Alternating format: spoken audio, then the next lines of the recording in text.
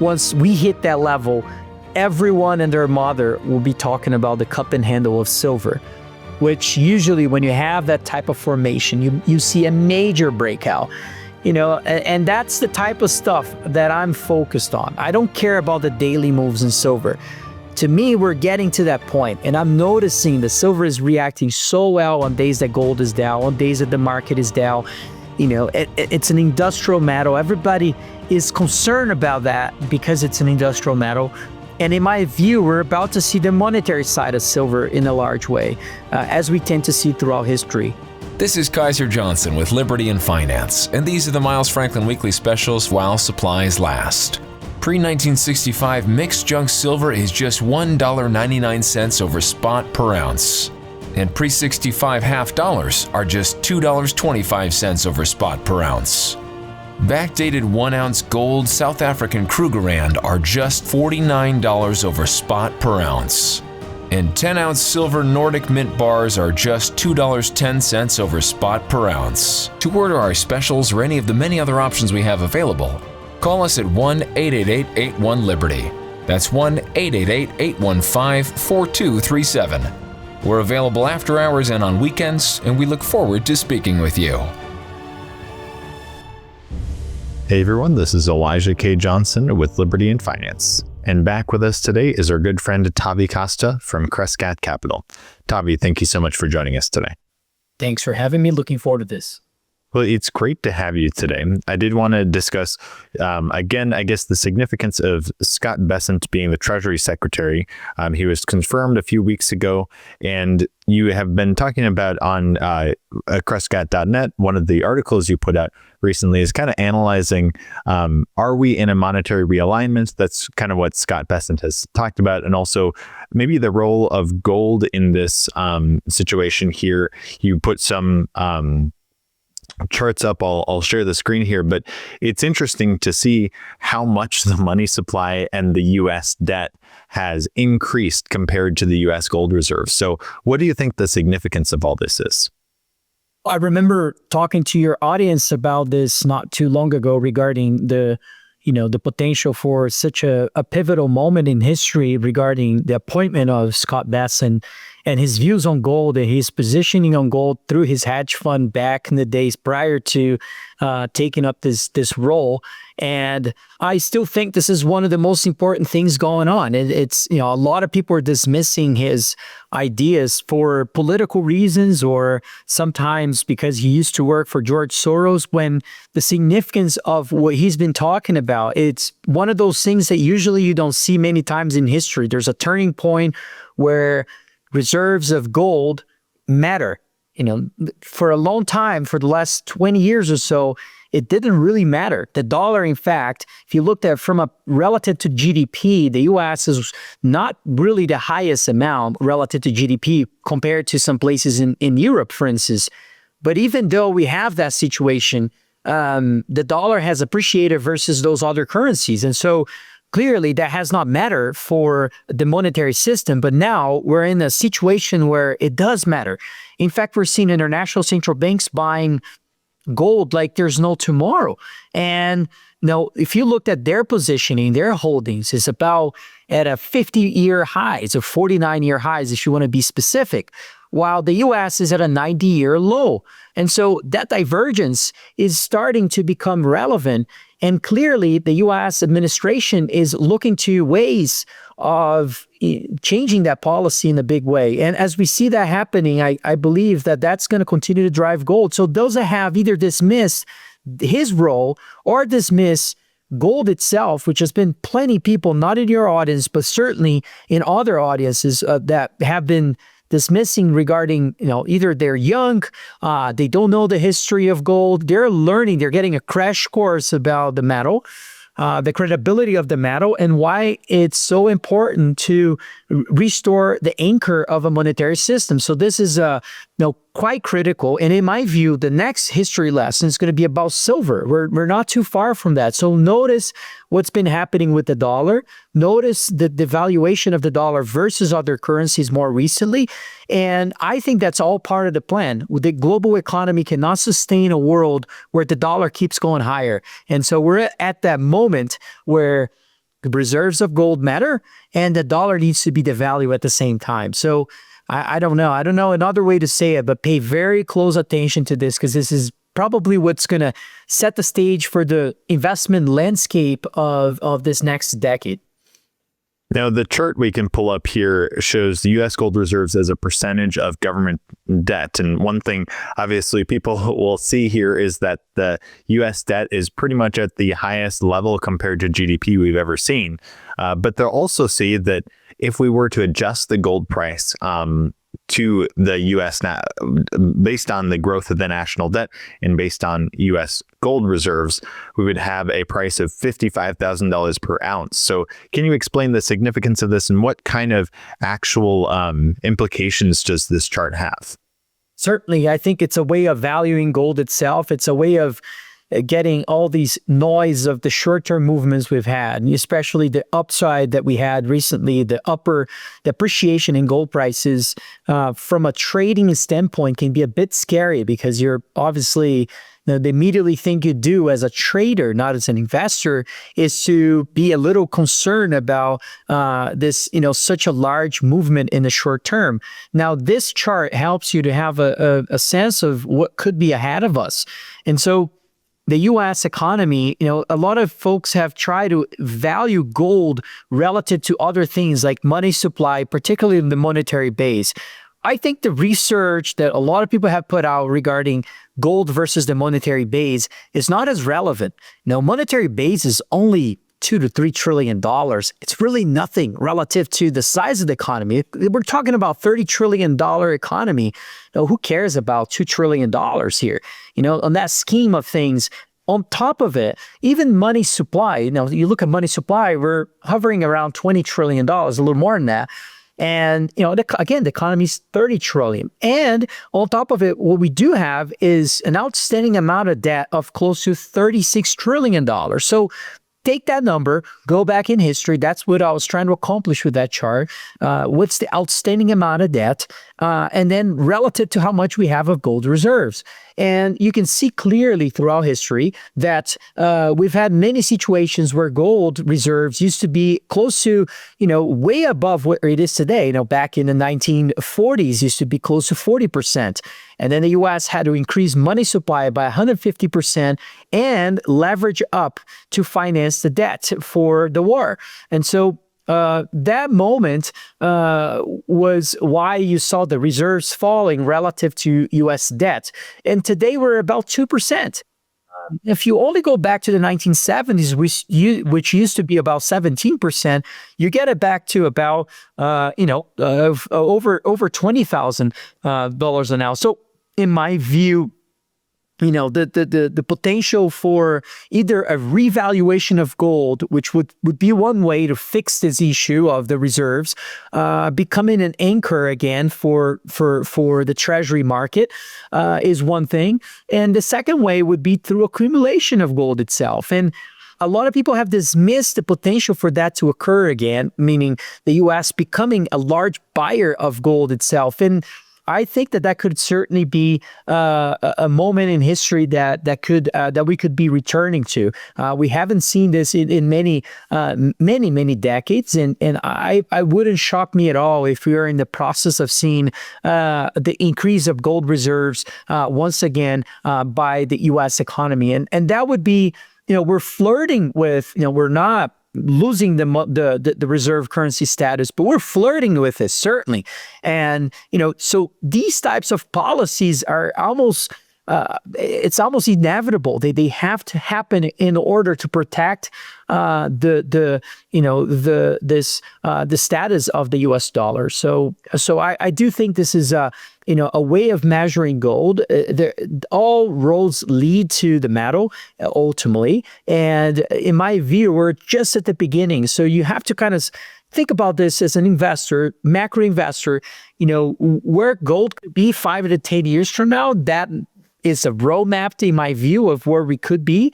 And if that's the case, what are businesses that are linked to those things, like miners, or maybe other metals like gold, like silver, or maybe even other things that tend to have a high beta to gold itself as well, such as emerging markets. And so, I think these are really important changes in the macro environment that could be very important as well for allocating capital here in the future.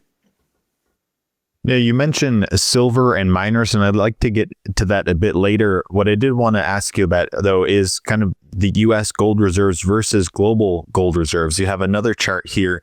So right now, the percentage of gold reserves, I mean, if you go back to the 1950s, it looks like was over 50%. The U.S.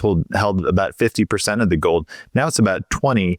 And the amount of gold the U.S. holds is at the lowest level in 90 years. So your perspective on this, as we move into a system that may be more based on gold rather than fiat currency, where does the U.S. fit into all of this? We've talked a lot about kind of having a multipolar world, and I think this might be kind of showing that it's not just the U.S. that's kind of the most important country here. Yeah, I would agree with that. And I also think that, that chart is significant because this is a very contrarian opinion about this whole situation regarding the Bretton Woods era, where I think the biggest issue with that era was that the U.S. had to give up a lot of gold as investors and especially central banks, international central banks, were able to exchange dollars for gold reserves. So the U.S. had to provide essentially gold to the rest of the world. Prior to that era, the U.S. had more gold reserves than the entire rest of the world combined. And then since that era, we've had a very large decline. Now, what stopped that, if you look at the chart, what stopped that was actually breaking the gold standard in 1971. So if you want to pick one thing that was positive about breaking the gold standard, that I would mention that would be the one. I mean, it was the fact that we said, all right, enough is enough of giving up on our gold. We got to keep this. And so despite the fact that we let the currency go, at least we kept our gold, and I'm speaking, although I'm Brazilian, I'm speaking as a U.S. I'm a U.S. citizen, although I'm not a U.S. citizen either, but a U.S. worker.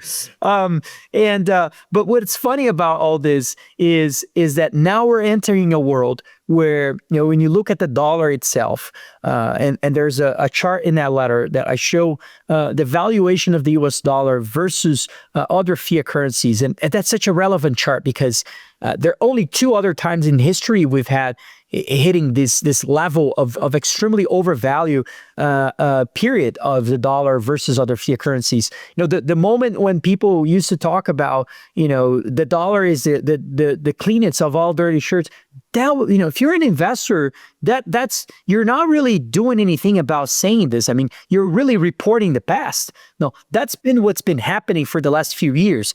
As an investor, you want to pay attention to what's ahead. You can't just say that when the U.S. is in its most overvalued levels in history relative to other fiat currencies, not just other hard assets. And so I think that if you look at those two precedents that we had in history, it was 1985 and 1930s. 1985, we saw a coordinated act to devalue the dollar. That was an important period. We devalued the dollar quite significantly, and that sort of inflated the Japanese bubble, and emerging markets did very well. And, all sorts of markets internationally were benefited tremendously from those flows that came out of the dollar into other things. 1930s. We're in the middle of the Great Depression, 1929, market peaked, and so internationally, the global economy was at a stage where things were very negative at that time. And so 1931 came in, a bunch of countries, the UK, Germany, Japan, Canada, Austria, very large economies of the time, end up saying, well, we cannot hold this gold standard domestically. So they broke the gold standard in 1931. And so that level of lack of discipline, monetarily speaking, caused the US dollar to actually rally during that period. This is why you see at that chart that I'm talking about that the dollar versus other fiat currencies rallied tremendously at that time and peaked in 1933.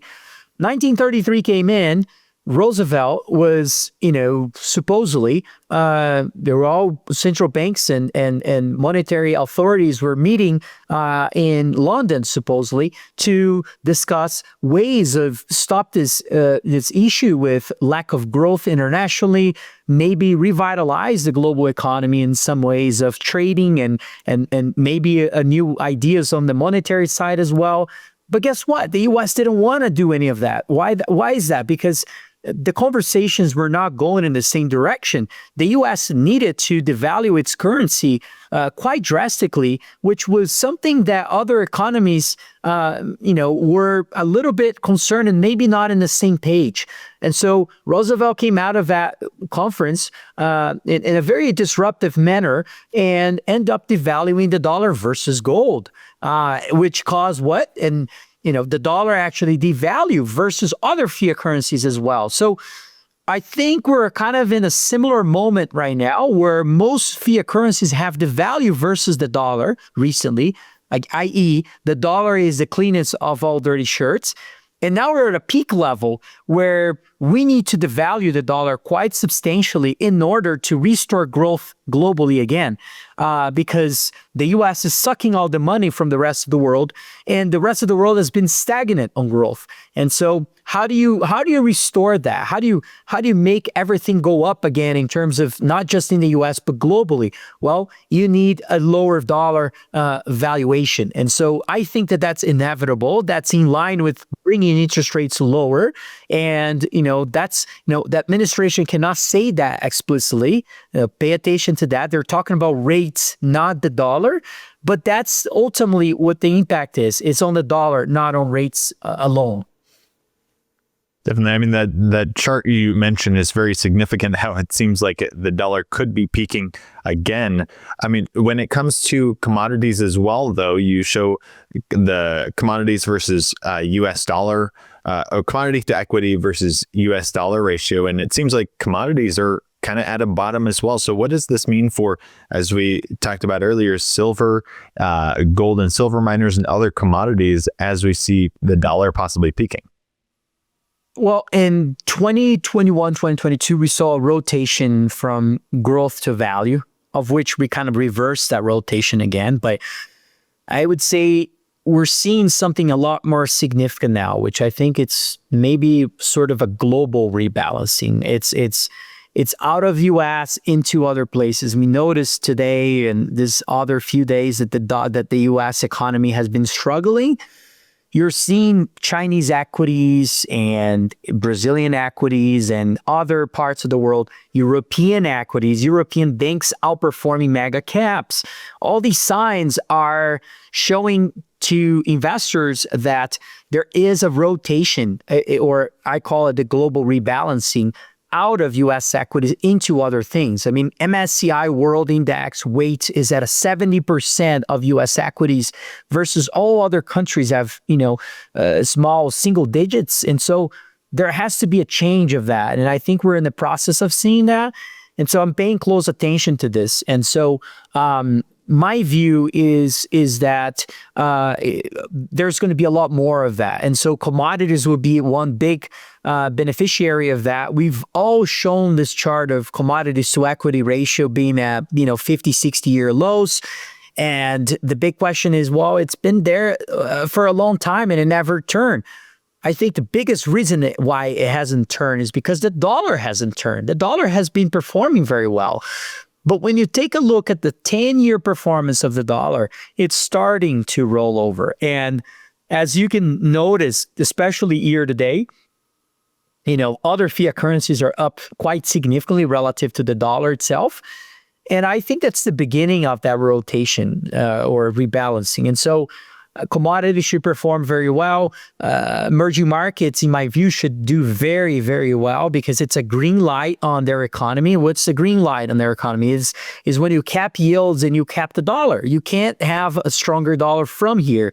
So that means you got to cap it. The same thing goes to the interest rates. And, the U.S. can leverage up more, but it has to lower the cost of the debt. So that means lowering rates quite substantially. If that's the case, the dollar has to give up on its strength. And so that means emerging markets have much lower risk than initially perceived maybe a year ago. And so those things are going to change quite a lot, and it will probably provide attract big inflows of capital as we see the dollar losing its value versus other fiat currencies. Now, before I let you go, just one last chart I wanted to put up here is the silver versus the money supply. And it really gives the perspective of, silver is definitely far from its all-time high, even nominally, right? It's not up to $50 yet. It's about, 60% of that. But even if you really adjust for what matters, the money supply, it's not even close to that. So your perspective on where silver is right now and the potential we could see if gold continues to run and gold continues to have a greater and greater role in the global monetary system.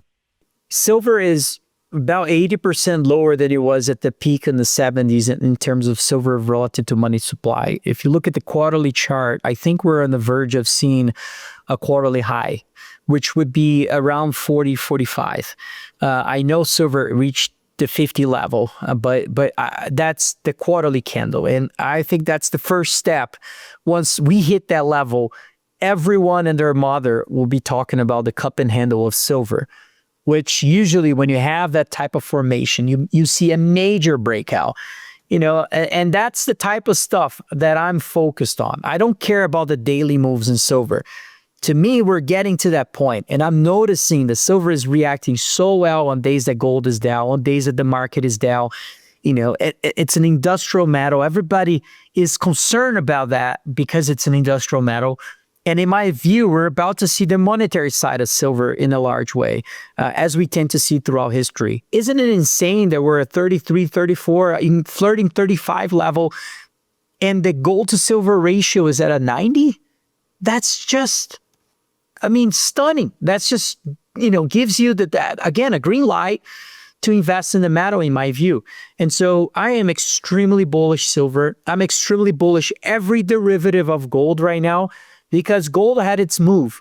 It has given us a green light, and now we're starting to see the other things catch up. Silver miners should do very well. Silver should do very well. Emerging markets are starting to do well. Gold miners is starting to make money. Gold miners haven't made money in a long time. We're finally seeing cash flows retest the levels of that 2011 period, when finally they were peaked in that period. That moment was a peak. I think this is the beginning. I think this is the golden age of mining, in my view. And so I'm paying close attention to all these things. I think these are all long-term trends, and I think the party is just getting started. But again, it's just my view. Fantastic. And if people are interested in continuing to track this with you, they can go to Crescat.net. Very insightful newsletters you put out there. And you're also, I believe, weekly or so on YouTube as well. We'll put links to those in the description of this video. Any last thoughts before I let you go, Tavi? No, just pay close attention to what's happening with the dollar. That's your barometer for hard assets right now. And also your barometer for risk. Notice the correlation between U.S. dollar and U.S. equities that have changed recently. And those are things that if you're a macro investor, you're just kind of like a laser looking at these things, because we're no longer in a world, in my view, we're no longer in a world where this whole idea that when the market falls, we buy the dollar, okay? We buy gold. And that's a change in investment behavior. And I think people are going to start catching on to that in the next few months. Fantastic. Well, Tavi, once again, we really appreciate your time. Thank you so much, and God bless. Thanks for having me. This is Kaiser Johnson with Liberty and Finance, and these are the Miles Franklin Weekly Specials while supplies last. Pre-1965 mixed junk silver is just $1.99 over spot per ounce. And pre-65 half dollars are just $2.25 over spot per ounce. Backdated 1 ounce gold South African Krugerrand are just $49 over spot per ounce. And 10-ounce silver Nordic Mint bars are just $2.10 over spot per ounce. To order our specials or any of the many other options we have available, call us at 1-888-81-LIBERTY. That's 1-888-815-4237. We're available after hours and on weekends, and we look forward to speaking with you.